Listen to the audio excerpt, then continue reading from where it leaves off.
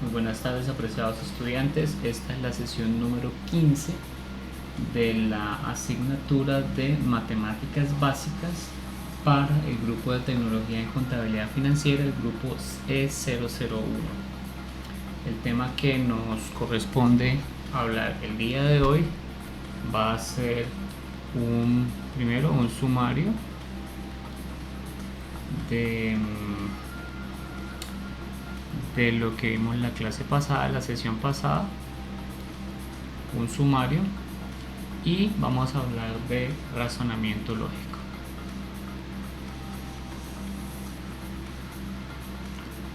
Razonamiento lógico.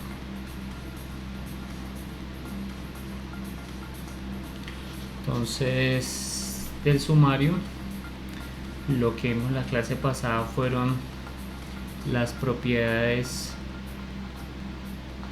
conmutativa,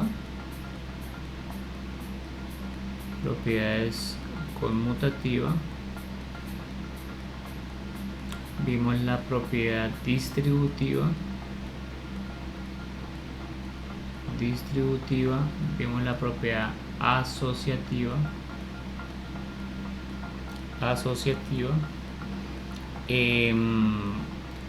hemos visto por ejemplo la propiedad de sustitución, la propiedad de sustitución, la propiedad modulativa,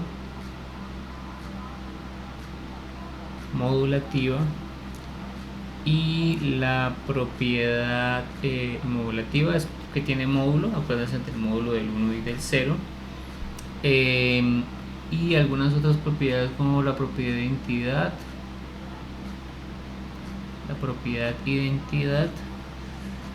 y bueno, yo creo que esas son como las más importantes y relevantes que se pueden tener aquí en este contexto, ¿no? Bueno, muy bien. Para lo que es el razonamiento lógico, lo que vamos a abordar realmente el razonamiento lógico es digamos todo lo que es, bueno, primero vamos a ver el vocabulario que nos acompañará, el vocabulario, que van a ser las palabras claves que el estudiante pues debe de alguna forma apropiar para entender lo que se llama eso. Entonces vamos a ver un enunciado, que es un enunciado, y vamos a ver especialmente un enunciado de la forma condicional, porque yo puedo ver muchas clases de enunciados, pero en este caso queremos ver algo que se llama un enunciado condicional. Vamos a ver una definición de declaración o enunciado. Enunciado sí, entonces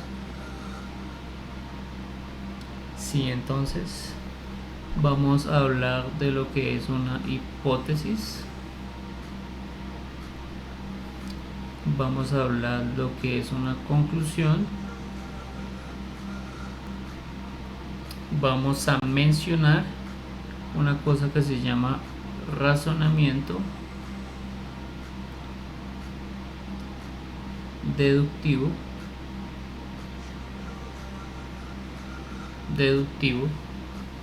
y una cosa muy importante,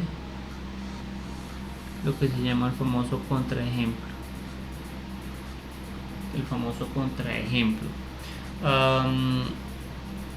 A modo de objetivos, voy a colocar, en un segundo coloco esto un poco más arriba para colocar los objetivos aquí en la parte de abajo. Entonces los objetivos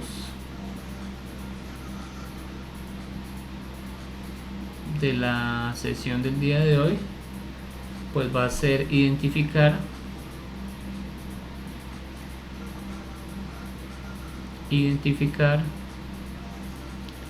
la hipótesis y la conclusión,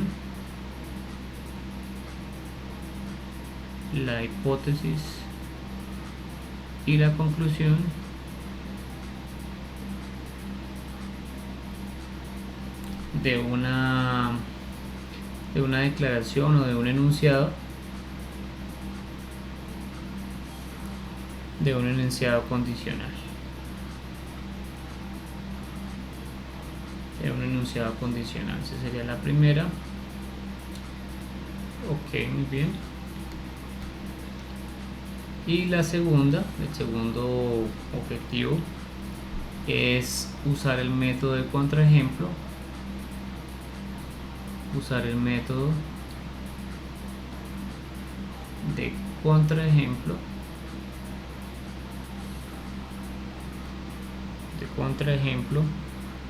para mostrar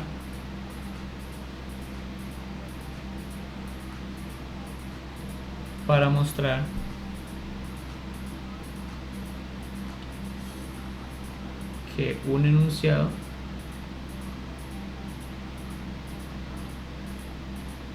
es falso. Cuando nosotros decimos todas las vacas son de color café y realmente encontramos una vaca de color blanco, pues la conclusión de que, digamos, la verdad de que todas las vacas son de color café se ve afectada porque hay una vaca de color blanco. ¿Listo? Entonces eso es lo que significa un contraejemplo. Muy bien. Listo. Entonces yo creo que podemos dar inicio a la sesión del día de hoy, y para eso entonces vamos a recordar algún ejercicio que ya se haya, un ejercicio de desarrollo para mencionar lo que es el sumario y cómo es que se desarrollan ese tipo de ejercicios. Entonces hablan de que hay que simplificar la expresión 3c más 5 veces, aquí abro el 2 más c, entonces me piden que simplifique la expresión. Muy bien, acuérdense que todo tiene paso inductivo, entonces aquí tenemos 3c más 5. Si hacemos entonces la propiedad distributiva, entonces lo que estoy aquí es aplicando propiedad distributiva. Propiedad distributiva. Bien. ¿Por qué propiedad distributiva? Porque lo que hice fue esto con esto, esto con esto. Eso se llama propiedad distributiva. Bien. Luego, ¿qué hago? Multiplicar, desaparezco el paréntesis y entonces aquí me daría 5c. Esto simplemente es una definición de multiplicación, ¿no? Hago la multiplicación y pare de contar. Muy bien. Ahora, como la idea es reducir esto a lo máximo que se pueda, entonces aquí hago 3c más 5c más 10, que sería entonces aplicar una propiedad. Para este caso particular lo que hice fue una conmutación, es decir, fíjense que ahí lo que hice fue intercambiar de posición, o sea que aquí es la propiedad conmutativa.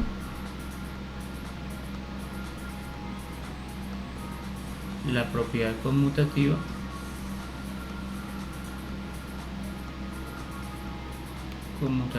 en este caso de la suma. Bien. Luego hago esto, 3c más 5c más 10c. Fíjense que aquí lo que hice fue como encerrar entre paréntesis, o sea, esto que estoy colocando acá es una encerramiento de paréntesis, entonces fíjense que aquí apliqué un proceso, una asociación, ¿no? Aquí fue un intercambio, ¿no? Un intercambio, ¿no? Ya. Intercambio, conmutación. Asociación pues viene de la propiedad asociativa, ¿no? Entonces aquí viene la propiedad asociativa. ¿Qué fue lo que hice con la propiedad asociativa? Bueno, ¿qué fue lo que logré con la propiedad asociativa? asociar, juntar, declarar que esos dos van a estar juntos, el 3C más el 5C. Muy bien, avanzamos y lo que sigue acá es aplicar la propiedad identidad, ¿sí? Se aplicó implícitamente la propiedad de identidad, pero finalmente lo que viene es la propiedad distributiva, porque fíjense que aquí yo hago 3 más 5 y aquí lo como que saco el C, que pues si lo sabemos, pues esto es porque es como si se asociara, ¿no? Es como si se distribuyera, perdón, más que asociar, se distribuye, ¿no? Muy bien, y aquí le coloco más 10. Esto es debido a la propiedad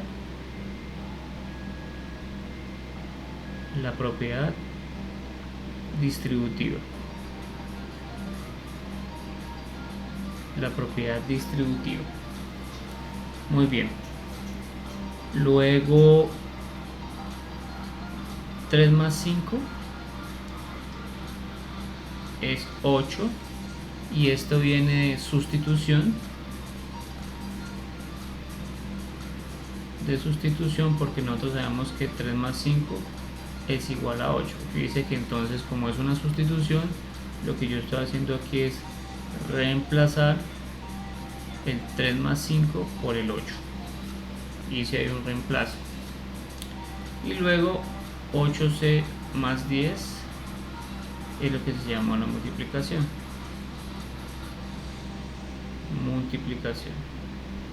Listo, finalmente este sería entonces el resultado. Bien, sustitución y multiplicación y paré de contar.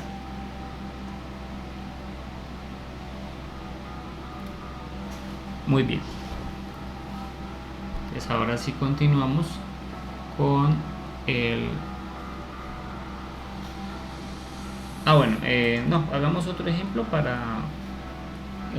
expliquemos otro ejemplo para seguir con la lógica y luego miramos. ¿Listo? Entonces, ¿cuál es el ejemplo? El ejemplo es 4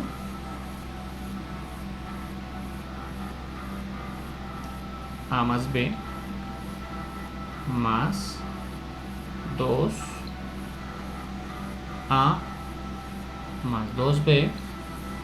Entonces, ¿cómo se desarrollaría este ejercicio?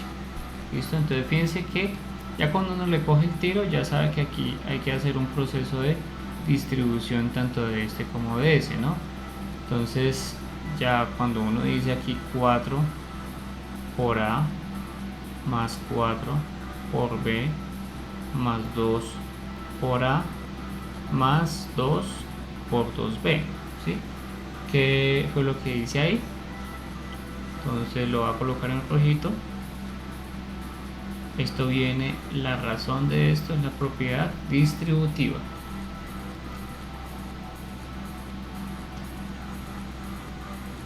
Propiedad distributiva. Pare de contar, listo. Ahora, ¿qué es lo que tengo que hacer ahí? Pues simplemente hacer una multiplicación. Para este caso entonces sería 4A más 4B más 2A más 4B. Esto viene de la multiplicación, simplemente una reducción o una simplificación por multiplicación. Listo, una reducción por multiplicación. ¿Qué sigue? Entonces, pues necesito de alguna forma agrupar todo lo que está con A y todo lo que está con B. Entonces, fíjense que aquí voy a hacer una conmutación. ¿Cuál es la conmutación que voy a hacer? Pues, ¿qué pasa si yo hago la conmutativa de estas dos? ¿Sí? Es decir, intercambio. Pues fíjense que cuando yo intercambio, esto me daría 4A.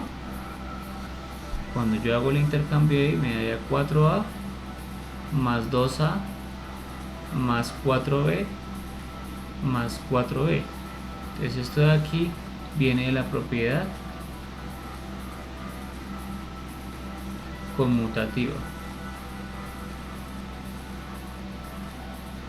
Ya lo que hago es hacer un intercambio. Listo. Luego, fíjense que ya entonces tengo dos expresiones que son aparentemente dispares, pero entonces lo que hago es hacer esto: 4a más 2a más 4b más 4b. ¿Qué fue lo que hice acá? Es decir, aquí lo que hice fue encerrar estos dos y encerrar estos dos, ¿sí? Entonces esto se llama, en palabras castizas, asociar, ¿sí? Entonces esto viene de la propiedad asociativa. Propiedad asociativa. Listo, al yo haber asociado, entonces ahora viene un proceso de distributiva inversa, por así decirlo, ¿no? Porque pues fíjense que la distributiva directa, es decir, yo cojo y distribuyo el número, ¿no? Mientras que aquí es al contrario, yo tengo el número distribuido, lo que necesito es de dónde vino eso, ¿sí? Para que lo tengan ahí presente. Más, para este caso entonces sería 4 más 4b. Esa es una distributiva inversa. ¿De dónde viene esto? Pues esto es propiedad distributiva. O sea, podemos hacer eso por la propiedad distributiva. Propiedad distributiva.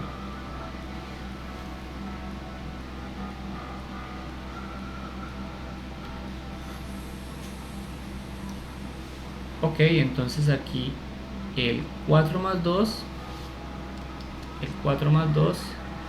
sabemos que nos da 6a y aquí nos da 8b. Entonces para este caso lo que hacemos acá es una sustitución, ¿no? ¿Cuál es la sustitución que hacemos? Pues 4 más 2 es igual a 6. Eso es una identidad, ¿no? El hecho de que 4 más 2 sea igual a 6, eso se llama una identidad. Pero que yo pueda hacer el proceso de reemplazar 6 en este término de acá para que me dé este de acá, a eso se le conoce como sustitución, ¿no? Fíjense que esa no es la única sustitución que hice. La otra sustitución que hice es que 4 más 4 es igual a 8. Esa es la otra sustitución que viene de esta de acá. ¿Listo? Para que finalmente entonces esto nos dé 6a más 8b. Entonces finalmente la razón de esta es multiplicación. Simplemente multiplicación.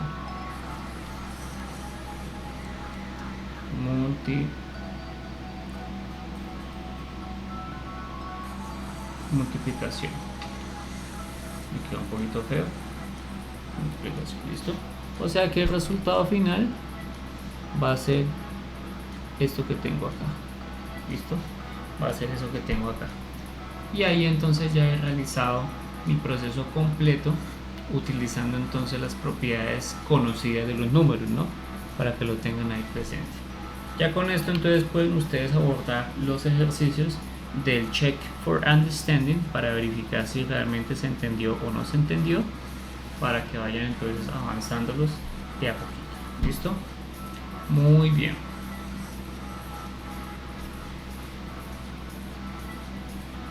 Perfecto.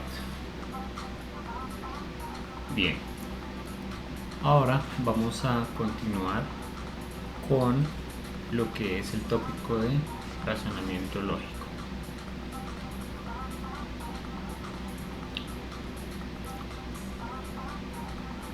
Razonamiento lógico. Entonces, para hablar de razonamiento lógico,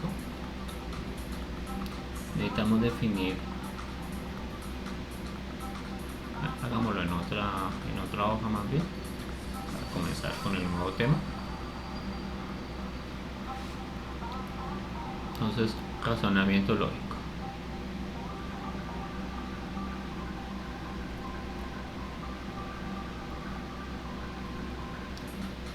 A mí me gusta mucho el tópico de razonamiento lógico porque en el estudiante se logra que entienda cómo es que los enunciados, es decir, las expresiones verbales, cobran sentido cuando está uno analizando cosas. Es decir, cuando uno mira, por ejemplo, el significado de las cosas, uno está siempre como haciendo análisis de si eso tiene o no sentido en el mundo real. Usualmente, cuando hablamos de razonamiento lógico, hablamos de si, por ejemplo, uno tiene una forma de determinar verdades o mentiras a partir de ejemplos, a partir de cosas que pueden ser ciertas, de cosas que pueden ser verdad, etcétera. ¿Listo? Entonces, la forma de definir la lógica de las cosas viene en función de, por ejemplo, ejemplos que demuestran que una cosa es verdad o no es verdad. ¿Listo? Un ejemplo de razonamiento lógico es decir que si, por ejemplo, nosotros tenemos 2 más 2 es igual a 4, ¿sí? Es tratar de demostrar que en efecto 2 más 2 es igual a 4, ¿sí? Para nosotros puede sonar muy sencillo ese ejemplo, que 2 más 2 sea 4, ¿sí? 2 más 2 es igual a 4. Y esto podría decir uno que es un enunciado. ¿No? Porque yo estoy tratando de establecer una realidad con esto que yo estoy diciendo, que 2 más 2 es igual a 4, ¿no? Sin embargo, la respuesta de esto tiene dos posibilidades: que esto sea verdad o que esto sea falso, ¿no? Tiene dos posibilidades, por eso es que se llama lógica. La pregunta aquí que nos queda por responder es: 2 más 2 es igual a 4. Pues nos toca pensar en si es verdad o si esto es falso. Entonces, el razonamiento lógico nos permite determinar el valor de verdad o falso o falsedad, ¿sí?, de un enunciado. Muy bien, para mirar este tópico vamos a remitirnos al ejemplo que está en la unidad 1.7. Y entonces nos comenta el ejemplo, y nos hace la siguiente pregunta, ¿sí? ¿Cómo puede ser útil? ¿Cómo puede ser útil el razonamiento lógico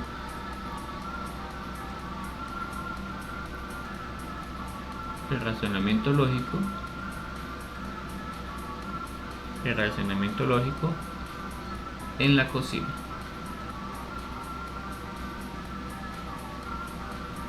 ¿Listo? Entonces nos dice el enunciado, digamos la explicación más bien, que el maíz pira, popcorn, es un snack. Snack es como una comida rápida muy popular en los Estados Unidos y que es consumida más o menos por 16 billones de personas en Estados Unidos, ¿no?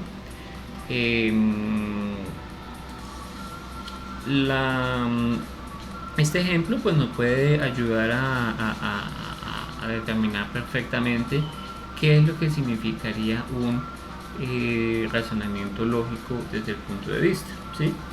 Fíjense una cosa: Cuando usted está haciendo un maíz pira, ¿sí? La idea es que tengamos un maíz pira perfecto, ¿sí?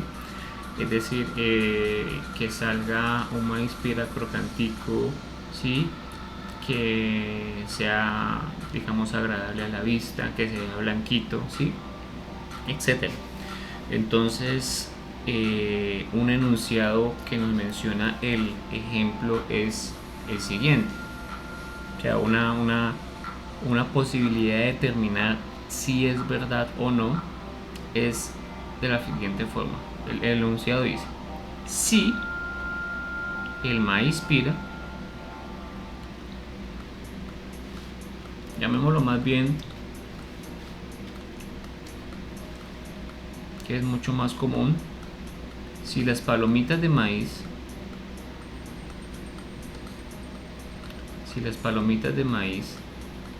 para hacer la diferenciación en lo que viene a continuación. Lo que pasa es que una cosa es el maíz pira, es decir, cuando está sin totear, y el otro es cuando ya está toteado, porque por eso le llama popcorn, ¿sí? Esto es popcorn. O sea, un popcorn es, pues en este caso, maíz, ¿sí? Pero el pop es como un verbo de explotar, ¿no? Bueno, ya apagué aquí el celular que se le encendió. Listo, bueno, entonces hablaba de las palomitas. Pop significa pues explotar, y ese maíz explotado, por eso le llaman popcorn. Bueno, entonces, ¿qué a diferencia del maíz pira, digamos, por así decirlo? Es una gran diferencia que se entiende en el inglés. Listo, entonces nos dice que si las palomitas de maíz, popcorn, pues se queman, algo que no nos gusta, ¿sí? Entonces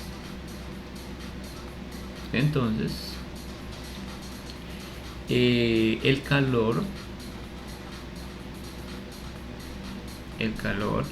estuvo demasiado alto.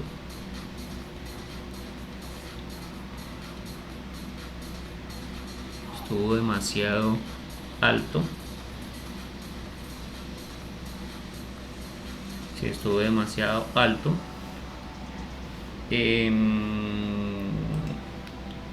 Estuvo demasiado alto. O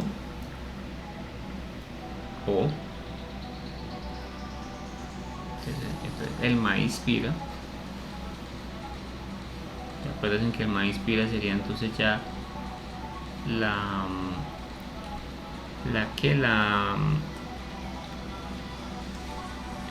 las semillas de maíz, en este caso no serían ya las palomitas, sino las semillas de maíz, ¿no?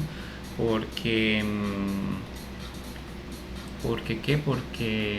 hay una diferencia con el popcorn. Listo, entonces el calor estuvo demasiado alto, o el maíz pira, digamos las semillas, ¿sí? No se calentaron, o más bien, no, pues digamos que una mejor traducción sería estuvo demasiado alto, o el maíz pira se calentó. ¿Cómo lo podemos traducir acá? Es decir, en este caso, cuando ustedes hacen el maíz pira, ¿sí? Pueden que algunas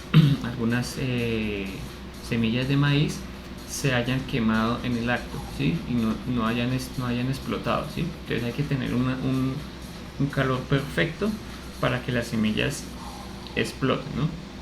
O el maíz pira se sobrecalentó y se quemó, ¿no? Sí, digamos que eso puede ser una traducción aproximada de lo que nos dice el enunciado. Bueno, muy bien, entonces fíjense que aquí tenemos unas cosas interesantes, ¿sí? En cuanto al tema de enunciado. Esto que tenemos acá, esto que ustedes ven acá, es un enunciado lógico.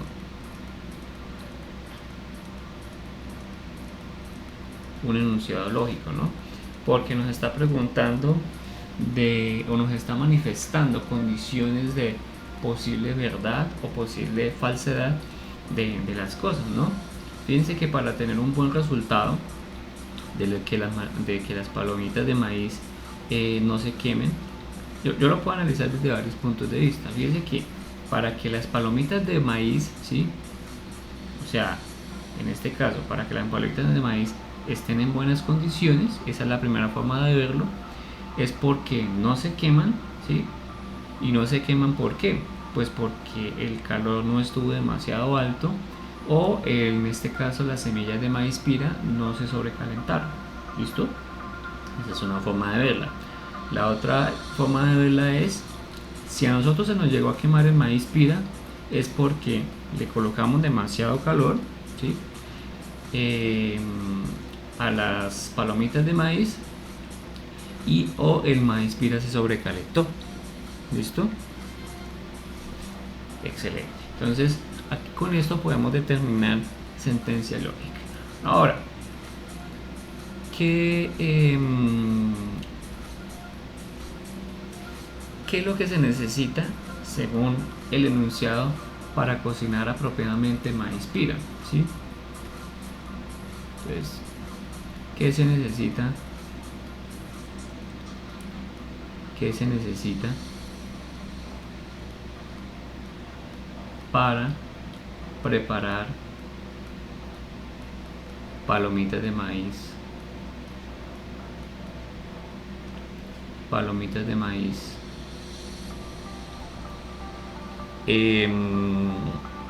pues de forma apropiada, ¿no? Es decir, con todo lo de la ley, ¿no? Bien, ¿qué se necesitaría entonces? Bueno, de acuerdo al libro, ustedes, para poder preparar unas deliciosas palomitas de maíz, necesitan que, por ejemplo, tengan una olla, ¿sí? Con más o menos de 3 a 4, ¿cómo decirlo? Como partes, o 3/4 partes, por así decirlo.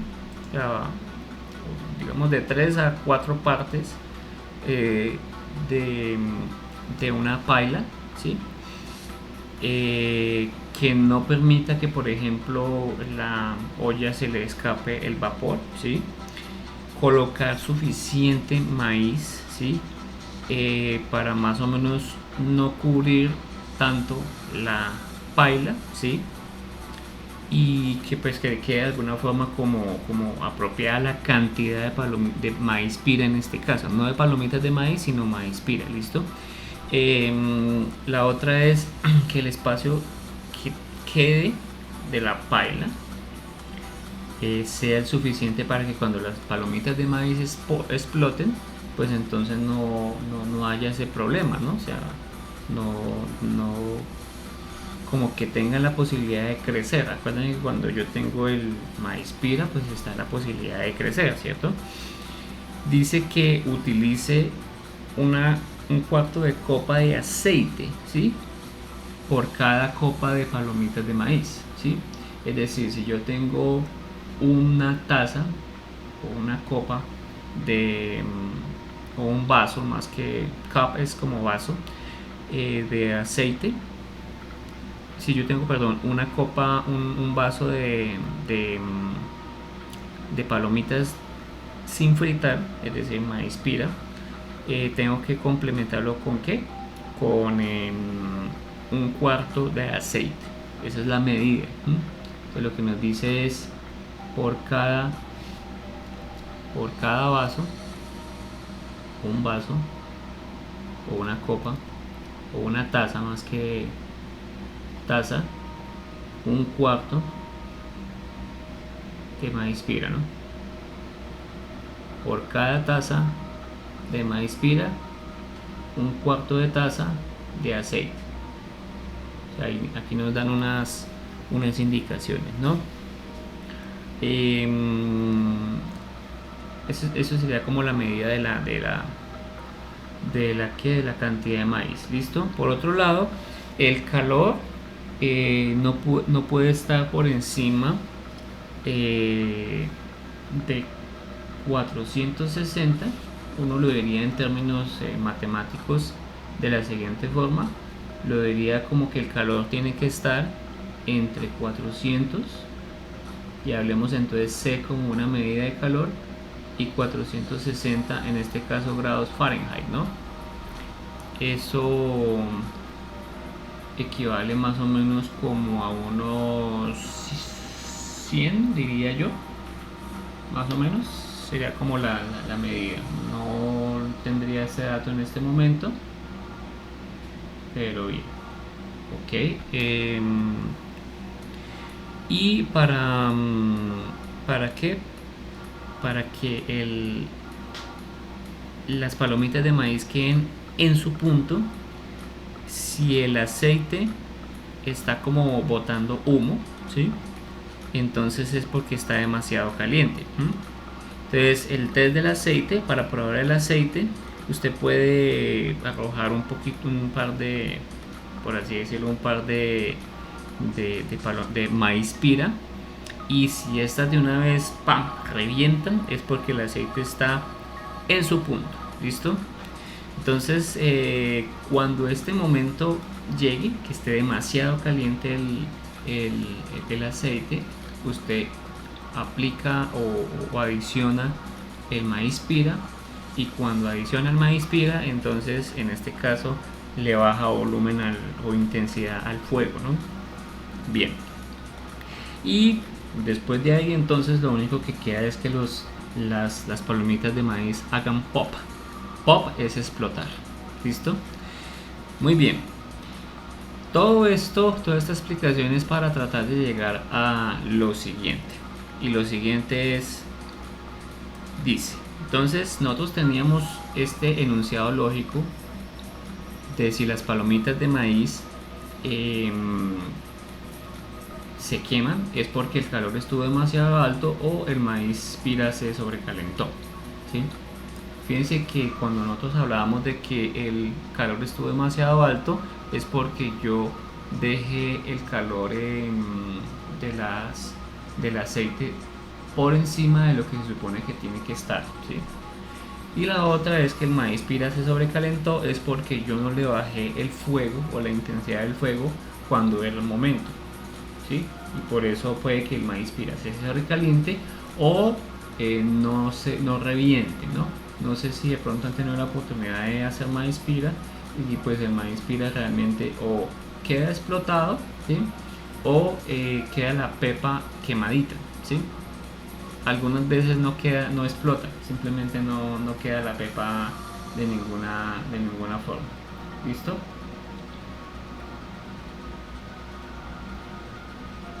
Muy bien, entonces esa es la idea. ¿Listo? Bien, entonces en este caso, fíjense que podemos identificar algunas cosas. Entonces, si las palomitas de maíz se queman, fíjense que aquí tenemos una vamos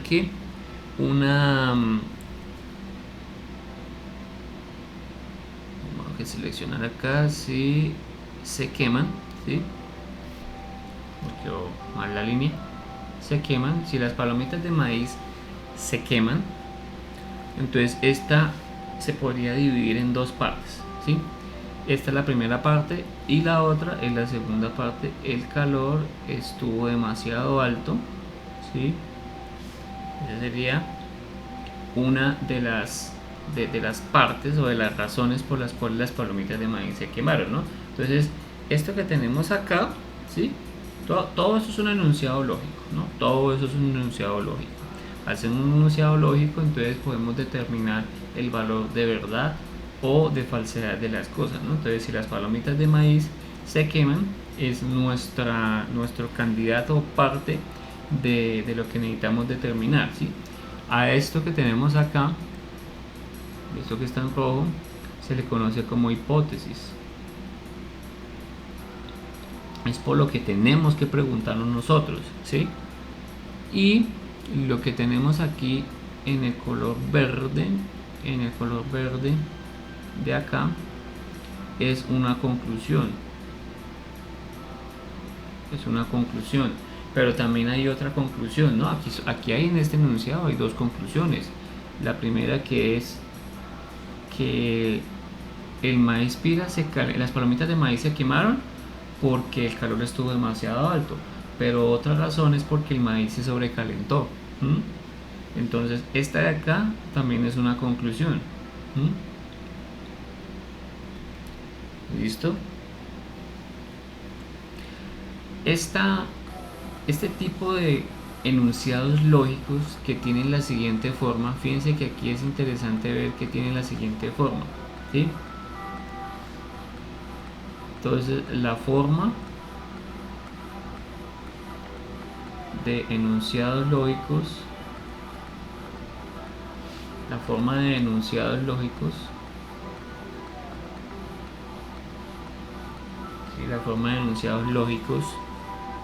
sí, aquí tenemos entonces una cosa que vamos a llamar A, entonces B.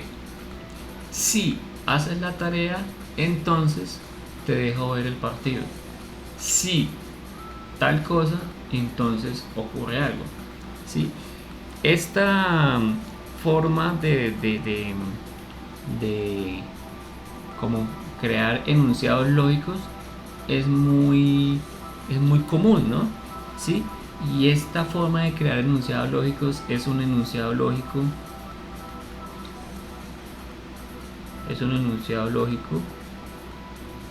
que se le llama condicional. Este enunciado lógico condicional es que para que lo otro ocurra, usted tiene que ver una causa, ¿no? Entonces siempre hace referencia a eso, una causa, ¿sí? Entonces, en este caso particular, claro, en efecto, para que esto ocurra, entonces lo otro. Este tipo de enunciados lógicos son muy comunes en matemáticas y pues la idea es trabajar con esta clase de enunciados lógicos para lo que viene luego, ¿listo? Bueno, muy bien, entonces vamos a avanzar ahora ya con ejemplos matemáticos, pero la idea entonces es que los enunciados lógicos tienen esta forma. Para que algo ocurra, entonces tiene que para que algo ocurra tiene que haber venido o estar precedido de una verdad o una falsedad, ¿no? Eso es lo que vamos a ver y pues vamos a colocar ejemplos aquí un poco ya más matemáticos, ¿sí? Aunque yo lo puedo colocar desde el punto de vista de ejemplos reales. ¿Listo?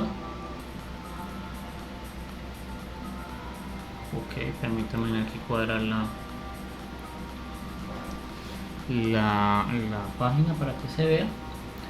Muy bien, perfecto. Entonces continuemos con más ejemplos de declaraciones o enunciados lógicos que tienen la forma de condicionales. ¿Listo?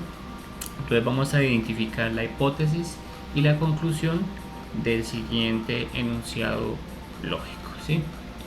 Entonces el enunciado lógico dice así: si es viernes,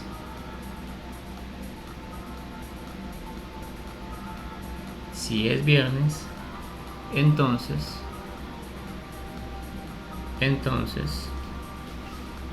vamos a colocar un nombre, por ejemplo María y Miguel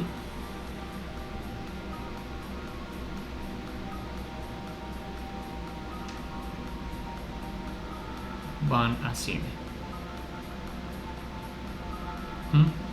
Van a cine.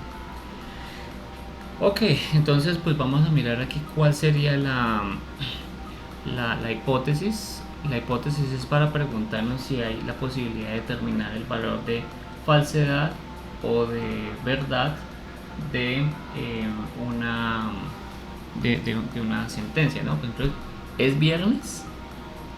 podemos preguntarnos, ¿es viernes? ¿Falso o verdadero? ¿Sí? ¿Es falso o verdadero?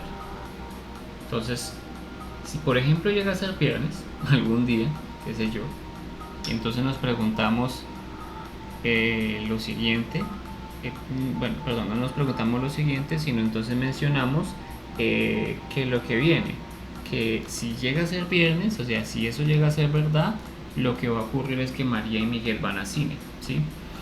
Muy bien, entonces esa partecita que tenemos acá es la hipótesis, por la que podemos preguntarnos si es verdad o falso.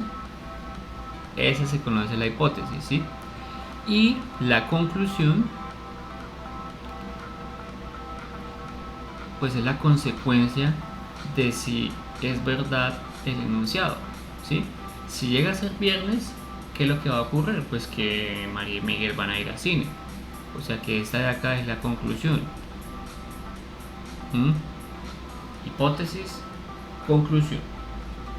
Hipótesis, conclusión. Listo. Muy bien, perfecto. Una forma también de identificarlo es, pues bueno, lo que está dentro de el sí y el entonces. O sea, mire que aquí está donde dice es viernes, entonces esa es la que se llamaría la hipótesis. Y María y Miguel, lo que está después del entonces es la conclusión, ¿no? Es otra forma de verlo. También aquí bajo un poquito esto para que nos quede perfecto. Entonces, si es viernes, entonces bueno, ahí ya es otra forma de identificar lo que es la hipótesis y lo que es la conclusión. ¿Listo? Entonces esta acá es la hipótesis. La hipótesis. Y más bien entonces borremos esto de acá para que quede un poquito mejor. Listo, entonces ahí la hipótesis y esto que está subrayado es la conclusión. Miremos otro ejemplo desde el punto de vista matemático. Entonces, si 4x más 3 es mayor a 27, entonces x es mayor a 6, es estrictamente mayor a 6. Recordemos que este mayor es lo que se conoce como una relación de orden, ¿no? Yo puedo determinar el orden de dos números dependiendo de qué, pues de si es mayor, si es menor, si es igual, ¿no? Entonces es una forma de verlo. La pregunta es eso cierto? Pues a lo que le podemos preguntar si es o no cierto es a este que tenemos acá, porque esto de acá es la hipótesis.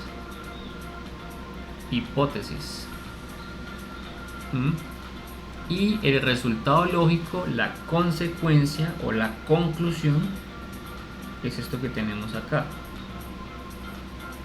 la conclusión, ¿no? Nos resta por preguntarnos si esto es verdad, es porque esto es verdad, ¿sí? Es una consecuencia, la consecuencia usualmente es verdad. Si algo es falso, significa que la consecuencia no tiene que cumplirse, ¿no? Si esta hipótesis es verdadera, la conclusión tiene que cumplirse, y aparte de eso la conclusión también es verdadera, ¿no? ¿Sí? Mientras que si yo tengo aquí una hipótesis que no es verdad, entonces la conclusión no tiene que cumplirse, no necesariamente es verdadera. ¿Listo? Entonces esa es una forma también de ver desde el punto de vista matemáticas, para que ustedes lo tengan presente. Hay unas formas también en las que los enunciados no necesariamente tienen que tener el sí entonces para que haya una sentencia condicional, ¿no? Es para que ustedes lo tengan presente. Voy a dar un par de ejemplos de qué, o no, más bien un ejemplo de eso. Entonces, por ejemplo,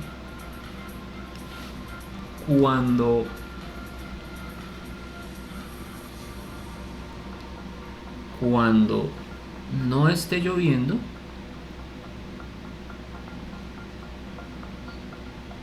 porque pues nosotros usualmente no hablamos de la forma así. Entonces nosotros hablamos, por ejemplo, cuando no esté lloviendo,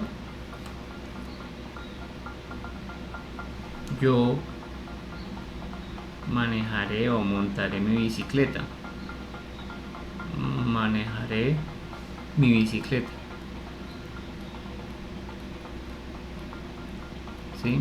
Fíjense que este enunciado no tiene sí entonces, ¿no? Usted pues no ve por ningún lado el sí entonces, pero lo podemos transformar en un enunciado sí entonces. ¿Cómo? Si no está lloviendo, si no está lloviendo, entonces manejaré mi bicicleta.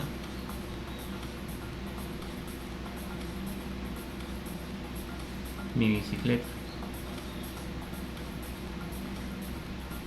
Entonces, a lo que le podemos preguntar si es a lo que le podemos preguntar si es verdad o falso es eso.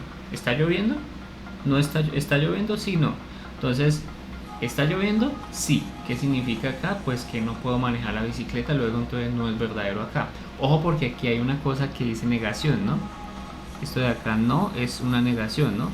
Tiene que no estar lloviendo para que yo pueda ir a manejar la bicicleta.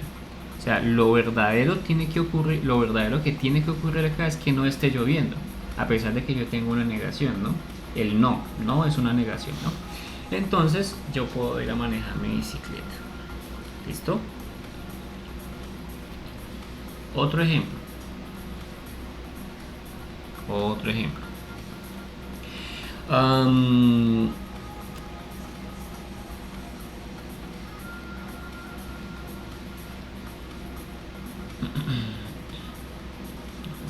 lo hacemos acá? Permítame un segundo, hago la separación. Coloquémosle aquí una rayita para indicar que esto está separado de lo otro.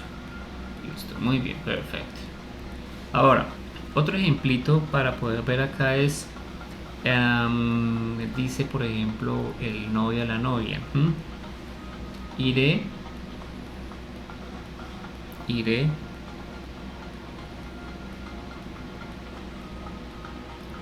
a cine contigo. Sí, iré a cine contigo el sábado. ¿Sí? Entonces fíjense que ahí tenemos un lenguaje verbal bastante muy común. Voy contigo o iré contigo el sábado a cine, ¿sí? O vamos al centro comercial el sábado, ¿sí? Entonces, para que yo pueda transformar eso en una sentencia de la forma condicional sí, entonces pues lo que podemos hacer es la siguiente cosa. Si es sábado, si es sábado, entonces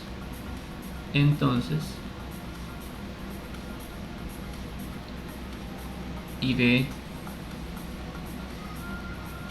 contigo a cine. ¿Sí ven cómo lo transformé?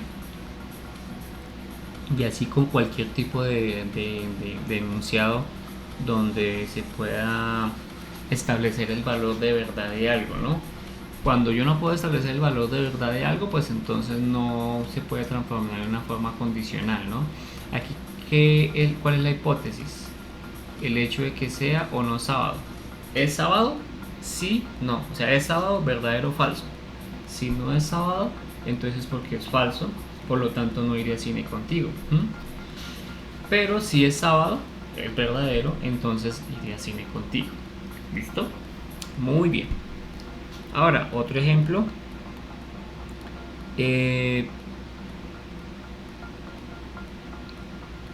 Para un número X,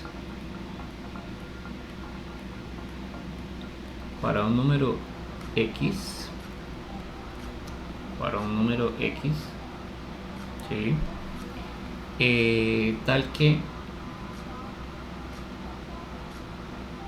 para un número X tal que 6X menos 8 es igual a 16, se tiene que X es igual a 4, ¿sí? Entonces, desde el punto de vista matemático, yo puedo escribirlo entonces de la forma si entonces. ¿Qué quiere decir esto? Si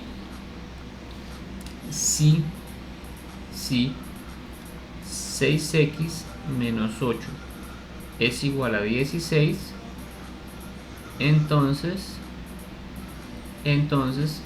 x es igual a 4. Esto de acá es verdad. Entonces, ¿cuál es la hipótesis de acá? Esto de acá es verdad o falso, pues habría que determinar el valor de verdad o de falsedad de eso, ¿no? Una forma de determinarlo es, pues, verifique que en efecto x es igual a 4. Si x es igual a 4 es porque esto es igual, ¿sí?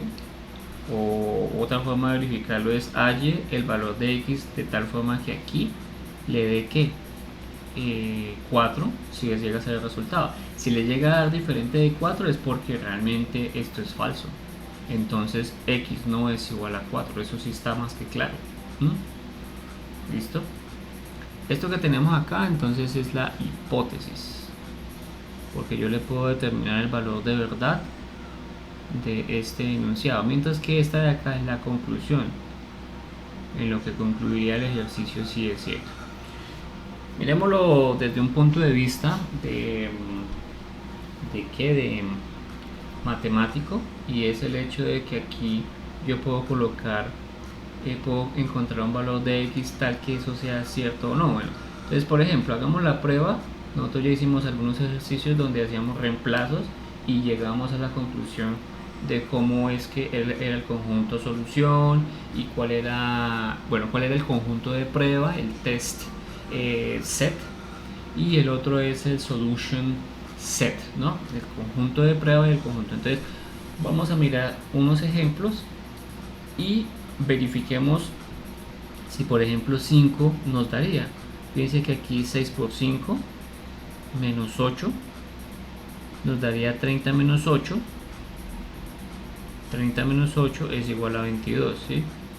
Y si, por ejemplo, tenemos el 4 a modo de prueba, ¿no? Para mirar a ver si realmente es cierto, menos 8, esto nos daría 24. 24 menos 8 nos daría en este caso 16. Fíjense que cuando x realmente es igual a 4 nos da o sea, en este caso nos da verdad, ¿no? Esto es verdadero. ¿Sí? Esto es verdadero, porque cuando x es igual a 4, pues el resultado de aquí nos da igual a acá. Y acuérdense que esto por sustitución, por la propiedad de sustitución e identidad, ¿sí? Nos dice que 24 menos 8 es igual a 16. Fíjense que aquí yo tengo una identidad, ¿sí? Que esto es igual a esto, ¿sí? Y si esto es igual a esto, ¿esto de qué viene derivado? De que el hecho de que x es igual a 4. ¿Listo? Bueno, muy bien. Entonces, pasemos a la siguiente hoja. Ok, listo. Permítanme entonces, aquí realizo el ajuste de la página para que se vea entonces en la pantalla de grabación. Bueno, entonces vamos a ver ahora lo que se llama razonamiento deductivo. El razonamiento deductivo.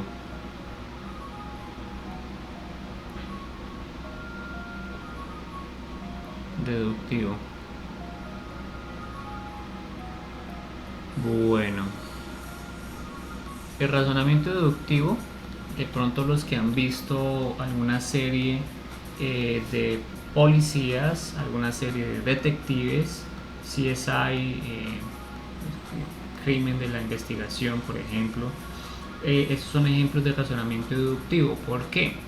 Porque para encontrar una conclusión válida de una serie pues de declaraciones, ¿no? Esta persona es inocente, esta persona es culpable. Esa es la conclusión, ¿no? No sabemos cuáles son la real conclusión. Lo que se sabe son posibles conclusiones. Es inocente, es culpable. Entonces, partiendo de ahí, ¿qué es lo que necesito yo hacer? Conseguir entonces pruebas, conseguir entonces propiedades, definiciones, bueno, una serie de, por así decirlo, de hechos para poder concluir que la persona es inocente o es culpable, ¿no? Es un razonamiento que lleva a la deducción. La deducción hace referencia a cómo yo consigo algo para determinar el valor de la conclusión de algo, ¿listo? Cómo yo justifico ese algo, ¿sí? Para eso, ¿no? Que, por ejemplo, ustedes llegan con un helado, ¿sí? Entonces la conclusión es, estás comiendo un helado. La pregunta que viene acá es, bueno, ¿y cómo fue que lograron conseguir ese helado? Entonces hay una serie de hechos y razones por las cuales ustedes tienen ese helado. Entonces esa es la idea. Esa es la idea, ¿listo? Bueno, muy bien. Entonces el razonamiento deductivo, como para resumir un poco lo que les había mencionado, se puede decir que es un proceso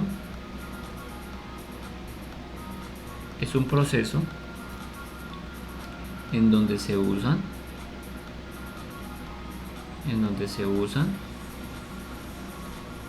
hechos. Un hecho que es algo que nosotros asumimos que es verdad, ¿no? Delo por hecho, o sea, es una cosa que es verdad, ¿sí? Utilizamos reglas. Las reglas hacen referencia a que si usted cumple una serie de pasos, puede determinar si algo es o no es.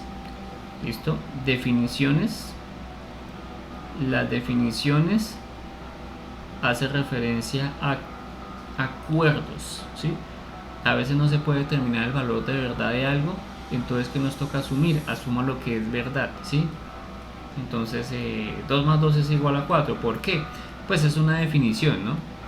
Y a partir de la definición es que yo puedo deducir el valor de verdad o falsedad de otras cosas, ¿no? Propiedades.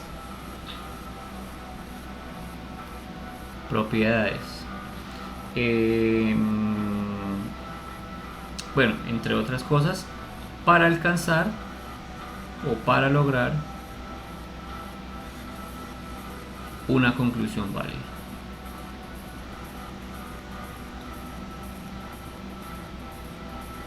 De que la idea es que yo siempre logre que la conclusión tenga sentido, ¿no?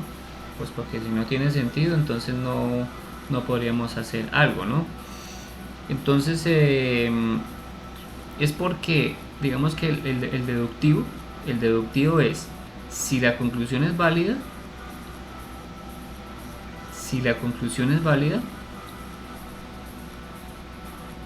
ya saben cuál es la conclusión en un enunciado, es porque la hipótesis o las hipótesis, porque pueden ser varias derivadas, ¿sí? La hipótesis es verdadera. A eso se le conoce como razonamiento deductivo. Bien. Miremos algunos ejemplos de razonamiento deductivo para tratar de entender qué es lo que significa eso. ¿Listo?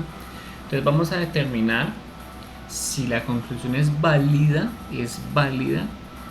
del siguiente enunciado lógico.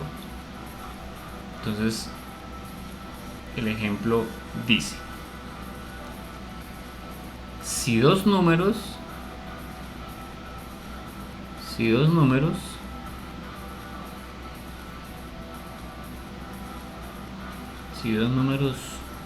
son, espera que se me olvidó qué significa odd, creo que son par,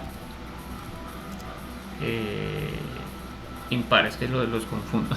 Si los números son impares,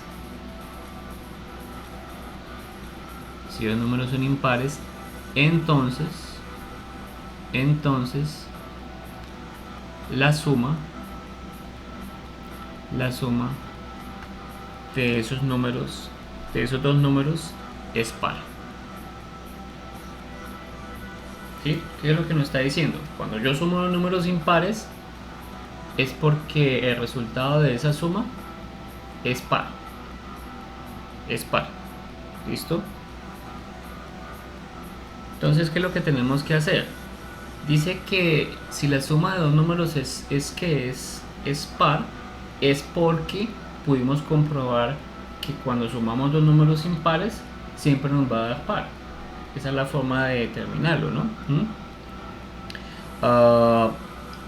Podemos hacerlo de la siguiente forma. Matemáticamente, uno tiene que demostrarlo para todos los números. O sea, matemáticamente usted tendría que demostrar y sumar todos los números, ¿sí?, para comprobar que en efecto no hay nada que viole, por así decirlo, esta conclusión, ¿no? Fíjense que aquí tenemos que la suma es par, ¿sí? Pero nosotros no vamos a llegar hasta ese nivel, sino que vamos a hacer una prueba con ejemplos, ¿sí? O sea, nosotros mostramos un ejemplo y debido a que mostremos un ejemplo podemos de alguna forma como constatar que la conclusión es válida, ¿sí? ¿Cómo vamos a hacer eso? Pues podemos hacerlo de la siguiente forma. Entonces, si la suma es par es porque los dos números son impares. Entonces, ejemplo. Entonces, fíjense una cosa. Aquí tenemos 7 y 3. ¿Qué definición tenemos acá? Son números impares, ¿no?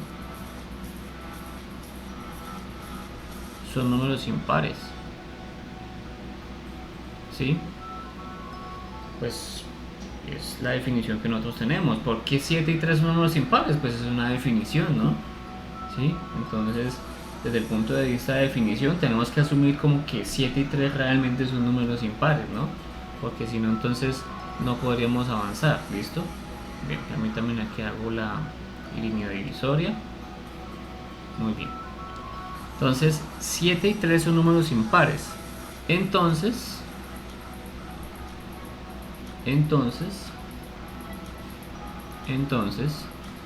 7 más 3 es igual a 10. Ahora la pregunta es, ¿10 es un número par? ¿Sí? La respuesta aquí es, claro, en efecto, 10 es un número par. Por lo que entonces, conclusión, la conclusión es válida, ¿sí?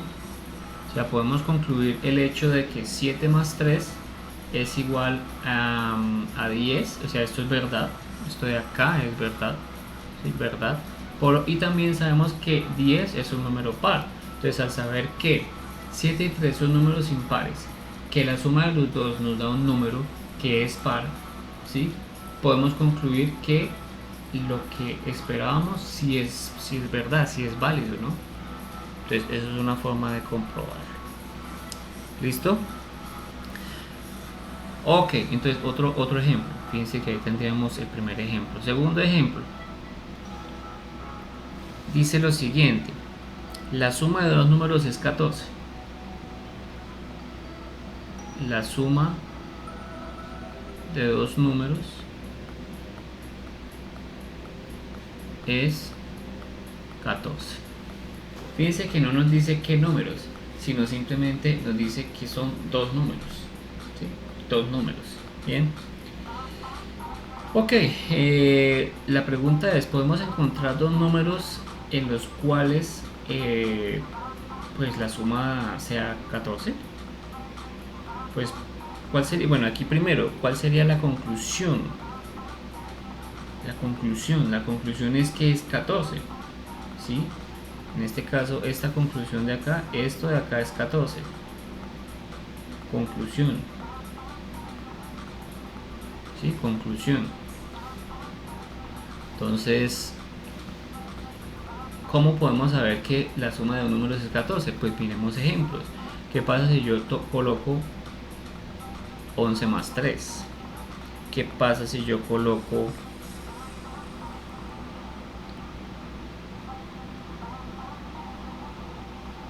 8 más 6? ¿Listo?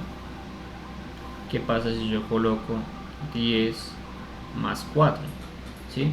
Pero fíjense que aquí, esto de acá son ejemplos que me determinan que la suma de dos números realmente es 14. ¿Qué pasa si colocamos una restricción? La suma de dos números impares es 14. Si encontramos un ejemplo en el cual eso se cumpla, pues entonces significa que es verdad, la conclusión es válida, ¿sí? Aquí lo colocamos es que la suma de números es 14, realmente no nos decían ninguna restricción cuanto a los números, ¿no? Pueden ser números pares o números impares, e incluso yo podría aquí colocar decimales si se me place, ¿no? Pero como nos dicen solamente que son la suma de dos números, que sea 14, pues entonces por eso es que hacemos ahí la conclusión, o sea, la conclusión de que es 14 es válido.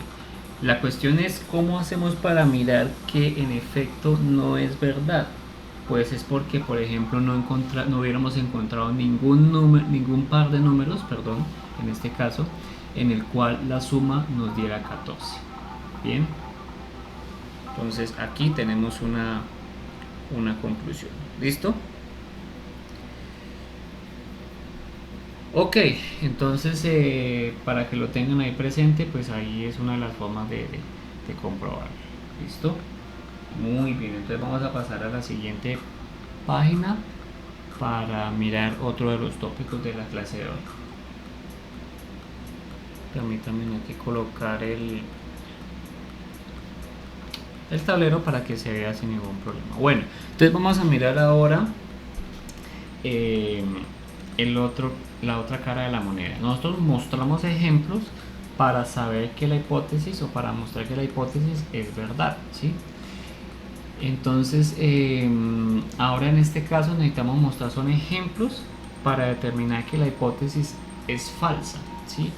Entonces, cuando yo tengo que mostrar, ¿sí? Cuando se tiene que mostrar, cuando se debe mostrar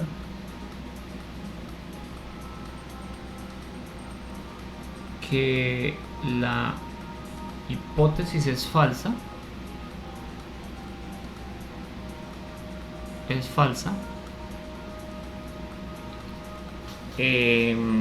se puede usar un contraejemplo, ¿no? Se puede usar un contraejemplo. Entonces es importante, nosotros estábamos usando antes ejemplos para mostrar que era verdad. Ahora estamos usando vamos a usar contraejemplos para mostrar que la hipótesis es falsa, ¿sí?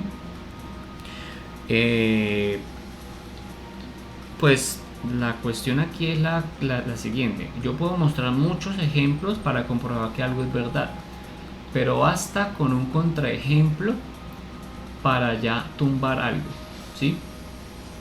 Por ejemplo, alguien llega y dice todas las vacas son de color café. Entonces cuando dice todas es porque son todas, ¿sí? Es porque son todas. Si alguien llega y le muestra a usted una vaca de color amarillo, es porque la afirmación de que todas las vacas son de color café es falsa, ¿sí? Entonces para que lo tengan presente, ojo con eso, ¿no? Una cosa es probar con ejemplos de que algo es verdad, e incluso yo podría probar que si algo es verdad para que todo eso se cumpla, tendría que hacer una prueba para todo, lo cual a veces no es posible, ¿no? Pero es mucho más fácil comprobar que algo es falso mostrando un contraejemplo, ¿sí? Porque con que yo muestre un contraejemplo ya estoy tumbando el hecho de que algo es relativamente verdad. Entonces ese enunciado de que todas las vacas son de color café ya no es cierto. Lo que hay que cambiar es el enunciado, ¿sí?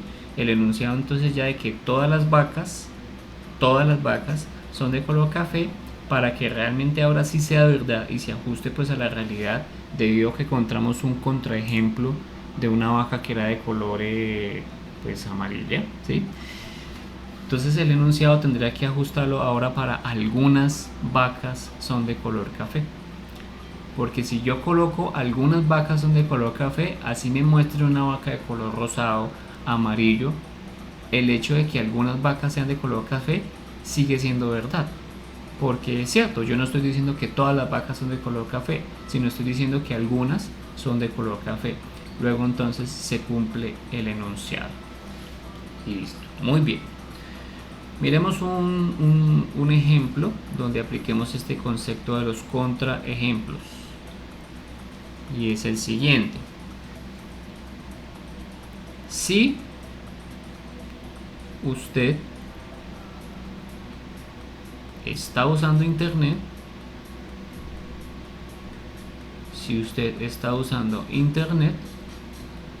una conexión a internet, entonces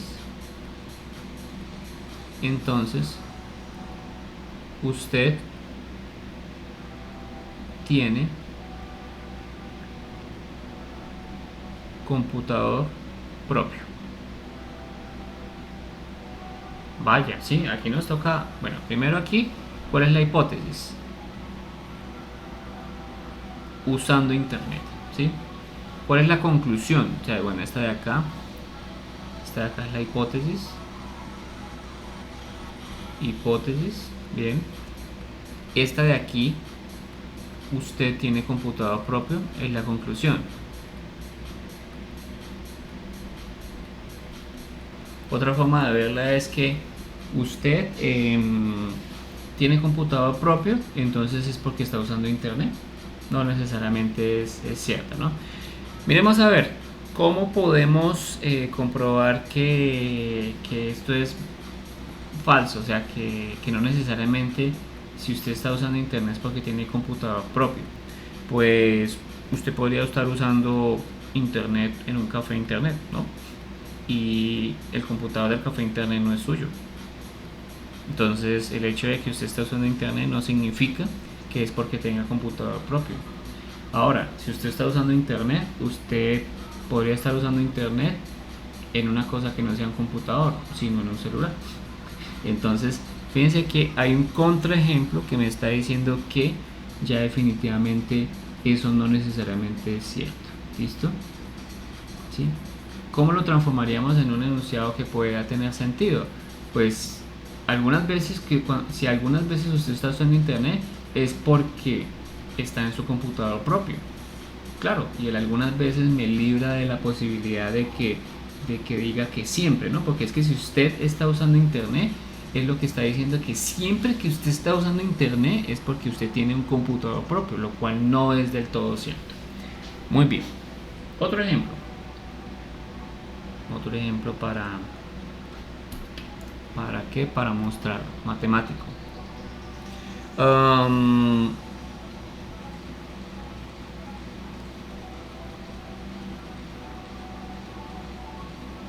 Muy bien, entonces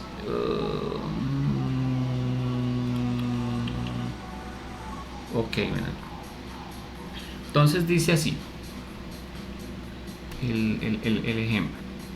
Bueno, no el ejemplo, realmente hay que resolver. Si x sobre y es igual a 1, ojo, entonces x y y, ¿sí? X y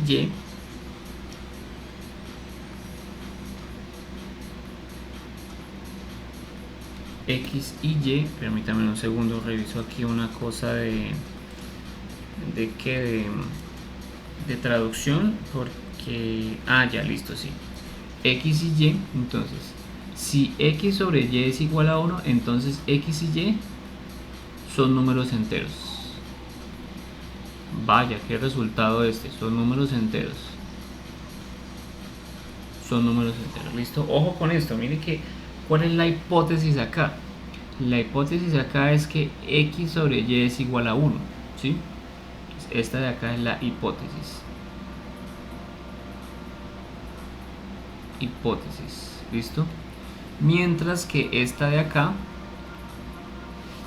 vamos a hacerlo entonces más bien de color verdecito. Esta de acá es la conclusión. Conclusión, X y Y son números enteros. Bueno, ¿cómo mostramos un contraejemplo para esto? Un contraejemplo para esto. Un contraejemplo para esto.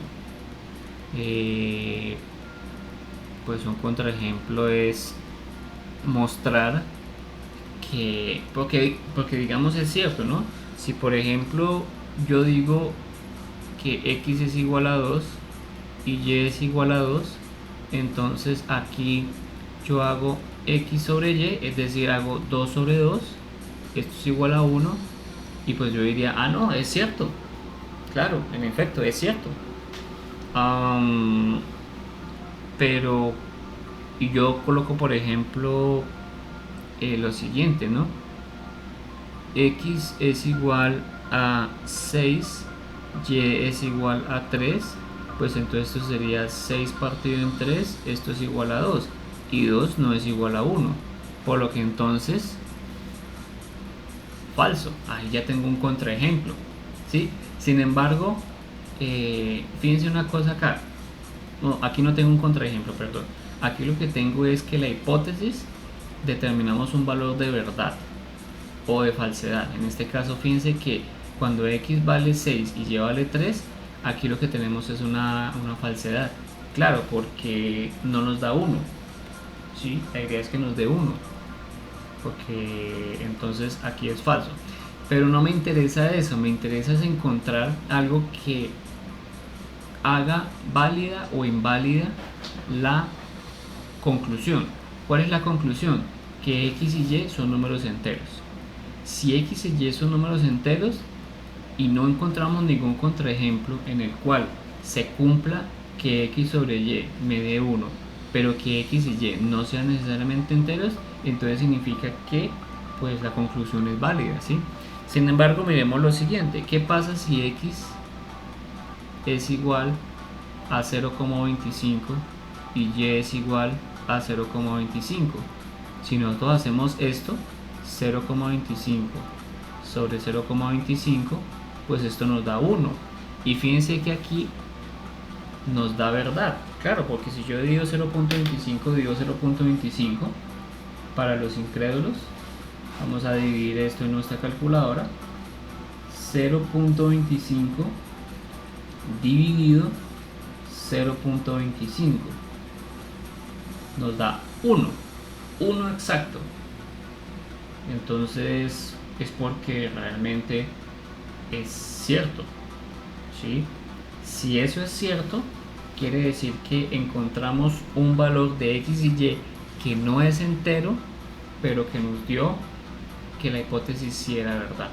Entonces fíjense que encontramos aquí, esto es lo que se conoce aquí esto de acá, permítame lo hago acá. Esto que tenemos acá es un contraejemplo. ¿Listo? Muy bien. Un último ejercicio ya para terminar por el día de hoy. Si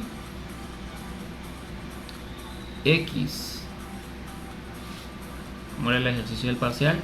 Si X más el valor absoluto de X es igual a 0, entonces es porque x es igual a 0 o x es menor a 0.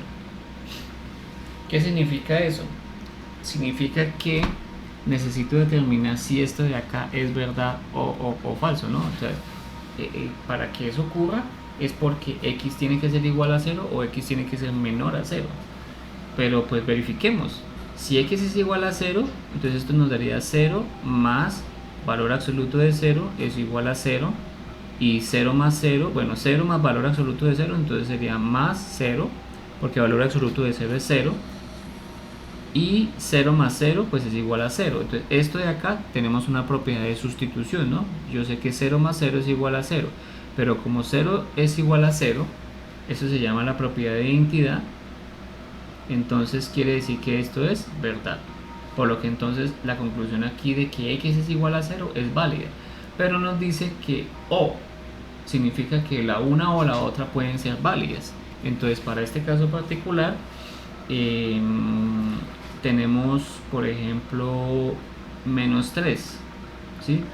Más valor absoluto de menos 3 es igual a 0. Entonces aquí menos 3 más valor absoluto de 3 es 3, de menos 3 es 3, perdón. Menos 3 más 3 es igual a 0. ¿Y 0 es igual a 0? Sí, por lo que entonces esto es verdadero, perdón. ¿Sí? Mire que comprobamos que para cualquier número que sea negativo, bueno, realmente no comprobamos para cualquier número, ¿no? Comprobamos al menos para un número que es negativo, la hipótesis se cumple, ¿no? Y también probamos que cuando es igual a 0, también la hipótesis se cumple, ¿sí? Entonces esto fue de pronto lo que pasó para algunos de los chicos en el examen parcial, que no comprobaron que habían unos ejemplos en los cuales realmente eso no era cierto. Y pues en este caso, si por ejemplo hubieran sido los positivos, los números positivos eran los que son mayores que 0, pues en efecto no se cumplía. Y el número positivo era el contraejemplo, si hubieran querido hacerlo de esta forma. ¿Listo? Para ese entonces en el parcial la idea era que lo probaran de la forma de sustitución y comprobaran que en efecto era verdad o falso, ¿no? Si era algunas veces, si era siempre o nunca, ¿no? Fíjense que siempre que x más valor absoluto de x es igual a 0, ustedes están diciendo que para todo valor de x realmente eso es igual a 0, ¿sí? Pero si ustedes dicen algunas veces x más valor absoluto de x es igual a 0, es porque están diciendo que no para todos los números eso se cumple. Y cuando ustedes dicen nunca x más el valor absoluto de x es igual a 0, es porque están también afirmando algo, que no existe ningún número para el cual eso es cierto. ¿Cómo hacemos para comprobar que eso es falso? Pues muestra un ejemplo en el cual sí sea verdadero. Y miren que ahí tenemos el contraejemplo. ¿Listo? Ok, perfecto.